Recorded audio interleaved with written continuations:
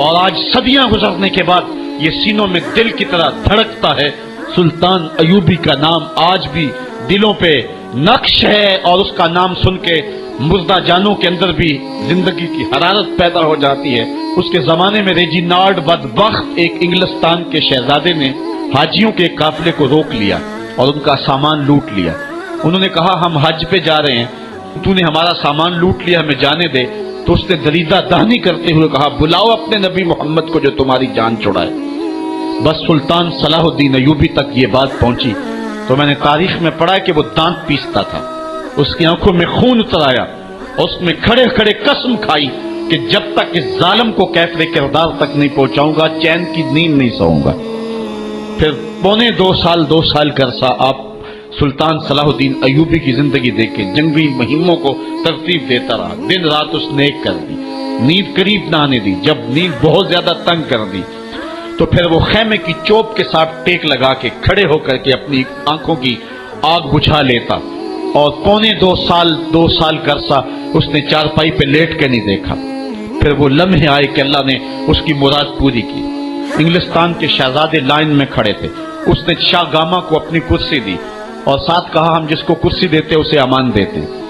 پھر اس نے اس کے جو نائٹس تھے ان کو آب خورے دیے، ان میں پانی دیا، کہا جس کو ہم پانی دیتے ہیں اس کو امان دیتے ہیں. پھر جب ریجینالڈ کی باری آئی تو بادشاہ کی رگیں پھول گئی غصے سے. اس نے تلوار نیام سے باہر نکالی اور اس کی چھاتی پہ چڑھ کے اس کی گردن پہ تلوار رکھ کے اس کے ٹکڑے کرتے ہوئے کہا او کتے، تم نے کہا تھا بلاؤ اپنے نبی محمد کو، محمد عربی نے اپنا نوکر بھیج دیا ہے. اور اس طرح اس ریجینالڈ کتے کے 2 ٹکڑے کر کے رکھ دیے. یہ ہماری تاریخ ہے، یہ اور روشن تاریخ ہے. ہمارے اسلاف، ہمارے بزرگ اس دور کے شہنشاہ، اس دور کے بادشاہ اتنی جرأت اور اتنی عظیمت رکھا کرتے تھے. اور آج ہماری کمزوریاں نے دشمنوں کو دلیر کر دی ہے. کبھی ایسا بھی اندھیر آیا تھا کہ سرے عام یوں توہین و تنقیص ہوتی ہو پیغمبر حسن اور پیغمبر جمال کی، اور پھر 1 ارب 40 کروڑ انسان دنیا کے اوپر بستے ہوں. یہ بھی زمانے نے دن دیکھنے تھے. تو امت مسلمہ کی موت واقع ہو جائے اگر حضور علیہ السلام کی توہین باقی رہتی ہے. اس لیے امت کو پوری قوت کے ساتھ کھڑا ہونا ہے اور اپنے نبی علیہ السلام کی توہین کا بدلہ لینا ہے. اور یہ ممکن نہیں ہے جب تک جو ہے وہ ہم پوری دنیا کے اوپر غالب نہ ہوں. اللہ تعالیٰ امت کو وہ دن نصیب فرمائے کہ امت کا غلبہ اللہ تعالیٰ نصیب فرمائے. اس وقت ہمارا المیہ یہ ہے کہ ہمارے پاس عالمی لیڈر کوئی نہیں ہے. عوام کے جذبے یقیناً دیکھنے کے.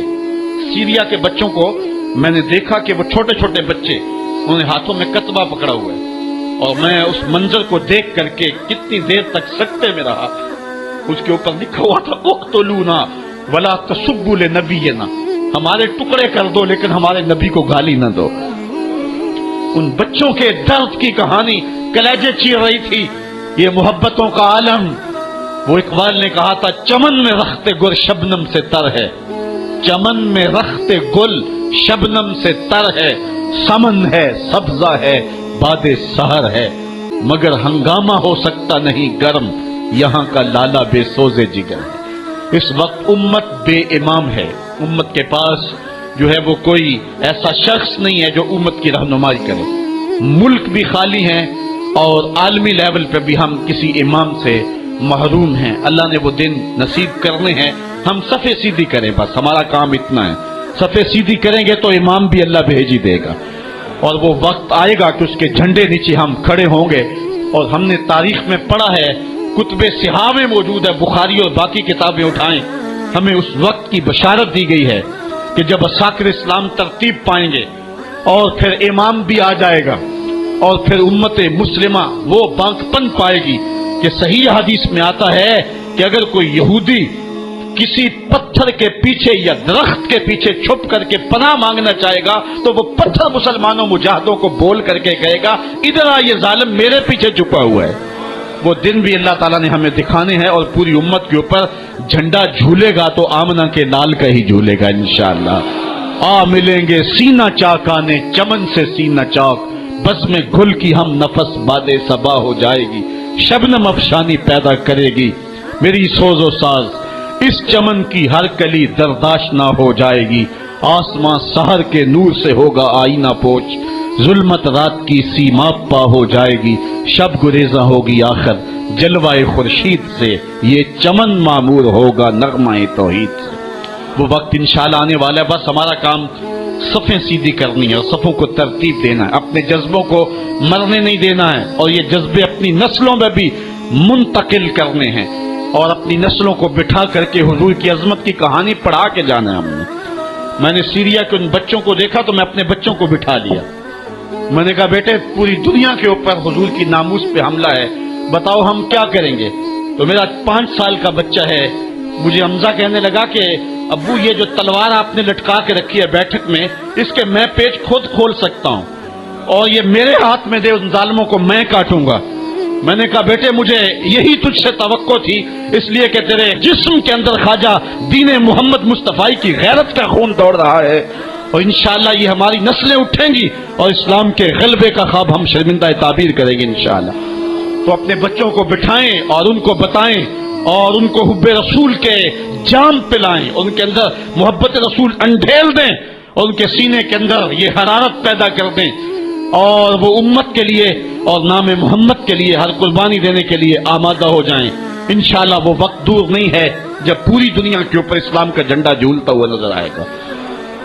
ہم نے اپنے جذبوں کو ہر صورت بیدار رکھنا ہے، اور اگر انہوں نے توہین کی زبان کھولی ہے تو کروڑوں انسان حضور کی مدح میں زبانیں کھول لیں، صبح و شام وظیفہ درود و سلام کا لبوں پہ جاری کر لیں، اور حضور کے نام کا جھنڈا اٹھائیں۔ یہ گلیوں میں، یہ چوکوں میں، یہ بازاروں میں یہ احتجاج، یہ تو ایک معمولی کیفیت ہے، ہم تو اس سے آگے بھی اگر ہم بے بس ہیں، کر کچھ نہیں سکتے۔ سچی بات ہے، ہمارے اندر جو جذبوں کی کائنات ہے ان کو کچا چبا جائیں کہ جنہوں نے میرے آقا حضور نبی رحمت کی توہین اور تنقیص کی ہے، اس لیے جو ہم سے بن پڑا، جو ہم سے ہو سکا، ہم نے وہ ضرور کرنا ہے۔ وہ کیا کہا تھا سودا نے کہ مجنو لیلا سے بازی نہ لے سکا پر سر تو دے سکا، کس منہ سے کرتے ہو دعویٰ عشق سودا، تم سے تو یہ بھی نہ ہو سکا۔ ہم نے دیکھنا ہے کہ ہم کیا کرتے ہیں، اس حوالے سے ہمارے جذبات کیا ہیں۔ مجھے یاد آئی آج ہمارا سارا دن آج ہمارا کی کہانیاں میرے ذہن میں گردش کرتی رہی۔ ہمارا غزوہ احد کی نامور مجاہدہ ہیں کہ جب بھگدڑ مچی اور کچھ تو خون ہونے لگا اور عجیب کیفیت بن گئی، تو اس وقت حضرت ہمارا خاتون ہیں جو اس جنگ میں ساتھ آئی تھی، کس کام کے لیے آئی تھی کہ کوئی زخمیوں کی مرہم پٹی کروں گی، لیکن جب دیکھا کہ حضور تنہا ہے اور تیروں کی برسات ہو رہی ہے، ہمارا تلوار لے کے میدان میں آ گئی، اور حضور نبی رحمت نے فرمایا کہ میں جدھر دیکھتا تھا مجھے ہمارا ہی نظر آتی تھی، اگر ادھر سے حملہ ہوتا آگے ہمارا کھڑی ہوتی، اگر ادھر سے حملہ ہوتا تو ہمارا کھڑی ہوتی۔ میں کہتا ہمارا تیرے نام پہ میری نسلیں قربان، جس نے محمد عربی کی آبرو کا پہرا دیا۔ اللہ اکبر۔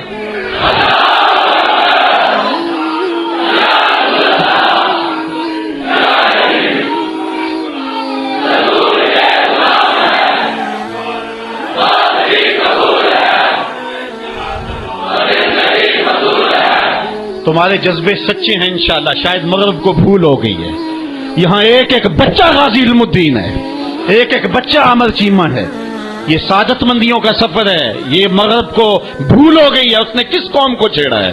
ان کی غیرت مری ہوئی نہیں ہے، انہوں نے کچوکے دیے، زخم دیے، امت کو معاشی بحران میں مبتلا کر دیا، روز پیٹرول کے بم ہمارے اوپر گرتے ہیں، لیکن ہم کبھی میدان میں نہیں آئے۔ لیکن سارے معاملات کے اندر ہم کمپرومائز کر سکتے ہیں، کمزوری بھی دکھا سکتے ہیں۔ اگر اس عنوان سے ہم کمزوری دکھائیں، ہمارا بچتا ہی کچھ نہیں ہے، ہمارا سب کچھ نام محمد ہے۔ ہم نے ہر دور میں تقدیس رسالت کے لیے وقت کی تیز ہواؤں سے بغاوت کی ہے، چھوڑ کے سلسلہ رسم سیاست کا فسوں، بس ایک نام محمد سے محبت کی ہے۔ ہم نے عہد غلامی کرنا ہے حضور علیہ السلام کے نام سے، اور انشاءاللہ یہ ہماری سعادت مندی ہے۔ ورنہ ہم نے وہ زمانہ بھی دیکھا ہے جس زمانے میں کوئی ایسا متنفس نظر نہیں آتا تھا جو حضور کے نام کا جھنڈا اٹھائے۔ یہ تاتاریوں کا دور ہے، جب بغداد کو اجاڑا گیا، امت کے سر کاٹے گئے، اور یہ حال تھا کہ منگول سردار نے کہا کسی مسلمان کا سر نہ ہو، اپنے فوجیوں کو کہا نہیں تو تمہارا سر کاٹ کے لگائیں گے۔ ایک مینار تعمیر کرنا ہے کھوپڑیوں کا، اور پھر مسلمانوں کا پتہ ڈھونڈتے ہوئے لوگ ہاتھ میں پیسے لے کے گھومتے تھے کہ کسی مسلمان کا پتہ دے دو، اس کا سر کاٹیں ہم، لیکن مسلمان ملتا نہیں تھا، کاٹ دیے گئے۔ دجلہ 3 دن تک خون بن کے بہتا رہا۔ یہ ہماری تاریخ ہے بغداد کی۔ اور پھر دجلہ کا بند توڑ دیا گیا، جو لوگ تہہ خانوں میں چھپے تھے 1.25 لاکھ لاشیں ہم نے وہاں سے ڈر نکالی۔ پھر وہ لمحے آئے کہ کوئی ایسا متنفس نظر نہیں آتا تھا جس کے ہاتھ میں اسلام کا جھنڈا ہو۔ تو ایک منگول سردار عیسائی ہو گیا، اس نے ایک عیسائی پادری کو بلایا اور کہا کہ اپنے مذہب کی تبلیغ کر تاکہ کچھ لوگ اور بھی ہمارے ہم نوا ہو جائیں۔ اس نے قسم پرسی کے سالم میں کہ اب کوئی شخص نہیں ہے جو اسلام کا نام لیوا ہو، تو اپنے خب سے باطنی کا اظہار کر دیا اور پیغمبر حسن و جمال حضور نبی رحمت کی توہین و تنقیص کا آغاز کیا۔ ابن حجر نے لکھا ہے کہ ایک کتا تھا جو خیمے کی چوب کے ساتھ بندھا ہوا تھا۔ جب اس نے توہین کا آغاز کیا تو اس نے بھونکنا شروع کر دیا۔ لوگوں نے کہا کہ یہ کتا تیری اس توہین کی وجہ سے بھونک رہا ہے۔ اس نے کہا نہیں ایسی کوئی بات نہیں، یہ کتا نسلی کتا ہے۔ واقعی وہ نسلی تھا، اور میرا ہاتھ کا اشارہ پا کے غیرت میں آ گیا ہے، کوئی ایسی بات نہیں ہے۔ اس نے پھر توہین کا آغاز کر دیا۔ ابن حجر نے لکھا ہے کہ اس کتے نے زنجیر تڑوا کر کے اس پادری کے گلے میں جا کے دانت گاڑ دیے اور چھوڑا تب جب اس کو واصل جہنم کر دیا۔ اس منظر کو دیکھ کے 70,000 اس فوج کے سپاہی اسلام کے دامن میں آ گئے۔ اقبال نے اسی موقع پہ کہا تھا تو نہ مٹ جائے گا ایران کے مٹ جانے سے، نشائے میں کو غرض نہیں پیمانے سے، ہے عیاں یورش تاتار کے افسانے سے، پاسباں کعبے کو مل گئے صنم خانے سے۔ اللہ اپنے نبی کی آبرو کی یوں بھی حفاظت کرنا جانتا ہے۔ کون جانتا تھا کہ عامر چیمہ یہ کام سر انجام دے گا؟ وہ تو ٹیکسٹائل کی ڈگری لینے گیا تھا، لیکن غلامی رسول کی سند لے کے پلٹا۔ میں نے غازی کے جنازے میں شرکت کی ہے، آپ نیٹ پہ جائیں اور وہاں اس کے جنازے کی تصویر دیکھیں، یا کہیں تصویر آپ کو میسر ہو۔ جنازہ لوگوں کی انگلیوں پہ ہے، بھاری تابوت اور اس کے اندر اس کا جسد اطہر، لیکن ہاتھوں پہ نہیں ہے، آپ کو انگلیوں کے پوروں پہ نظر آئے گا۔ اور ایسے مناظر بھی دیکھنے والوں نے دیکھے کہ رش کی وجہ سے لوگ نیچے سے ہٹ بھی جاتے اور وہ پھر بھی ہواؤں میں تیرتا رہتا۔ آپ جا کے دیکھ لیں، میں کوئی ہوا میں بات نہیں کر رہا، بالکل انگلیوں کے پورے پہ میں خود شامل تھا، اور میری سمجھ میں اس وقت بات نہیں آتی تھی کہ یہ کیا ماجرا ہے، اتنا بھاری صندوق اور انگلیوں کے پوروں پہ۔ پھر ایک دن حضرت سعد بن معاذ کی کہانیاں پڑھ رہا تھا کہ ان کا جنازہ بڑا ہلکا تھا، تو پوچھا گیا تو فرمایا کہ سعد کے جنازے کو صرف انسان ہی جو ہے وہ کندھا نہیں دے رہے، فرشتے بھی کندھا دے رہے ہیں۔ غازی کا جنازہ ایسے ہوا میں تیرتا تھا جس طرح پانی پہ کشتی تیرتی ہے۔ میں نے خود غازی کی قبر کی پائنتی پہ ایک سید زادے کو روتے دیکھا، اور وہ کیا رہا تھا، ربا میں تینوں یہ نہیں کہندا مینوں عامر چیمہ بنا دے، میں کہنا ہے قدماں دی مٹی ہی بنا دے۔ یہ سعادت مندی کی موت ہے، یہ خوش نصیب لوگوں کی زندگی ہے، اور مسلمان اس کو اعزاز سمجھتا ہے۔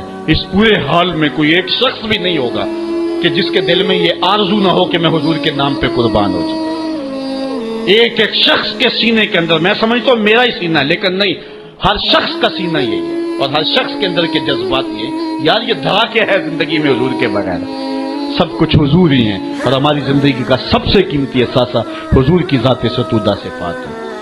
آپ کو جمعۃ المبارک کو جو کال دی گئی اس میں بھرپور شامل ہوں، جہاں جہاں سے آئے ہیں وہاں جو جلوس ہو بھرپور شامل ہوں، لوگوں کو ترغیب دیں، اور اس کو جو ہے وہ بہت بڑے سائز کے اندر جلوسوں کو منعقد کرے تاکہ مغرب کو پیغام جائے کہ یہ تھکے ہوئے، ماندے ہوئے، ہارے ہوئے، یہ جو ہے وہ معاشی بحرانوں کے پسے ہوئے لوگ جب بھی اپنے من کا سودا کرتے ہیں تو بازار مصطفیٰ میں ہی کرتے ہیں، ان کو پیغام جائے اور ہماری نسلوں کے اندر بھی یہ جذبے جاگے، اپنے بچوں کو بھی انگلیوں سے لا کر کے جو ہے وہ ان جلوسوں کے اندر لے کر کے آئیں، اور اس سعادت مندی کے سفر کے اندر ان کو بھی شامل رکھیں تاکہ ان کے اندر بھی یہ جذبے بیدار ہوں کہ محمد سے وفا تو نے تو ہم تیرے ہیں، یہ جہاں چیز ہے کیا لوح و قلم تیرے۔